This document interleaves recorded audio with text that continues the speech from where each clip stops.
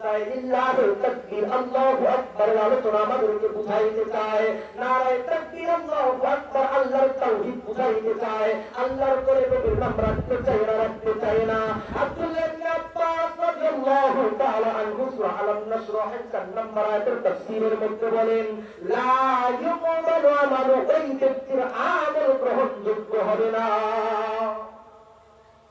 আজকে যারা দুনিয়ার জমিনের মধ্যে লিল্লাহিল তাকবীর আল্লাহু আকবার আমাদেরকে শিক্ষা দেওয়া হয়, আজকে যারা দুনিয়ার জমিনের মধ্যে নারায়ে তাকবীর আল্লাহু আকবার শিক্ষা দেয়, কিন্তু নারায়ে রিসালাত তাদের জবান দিয়ে বের হয় না। আব্দুল্লাহ ইবনে আব্বাস রাদিয়াল্লাহু তাআলা আনহু বলেন, লা ইউকবালু আমালু, ওই ব্যক্তির আমল কবুল হবে না। ওয়া ইয়াবকা কাফির, সেই ব্যক্তি কাফের হয়ে যাবে। ফুতহাকার আমার সূরা আলাম নাশরাহ 4 নম্বর তাফসীর কা পাঠ করেন।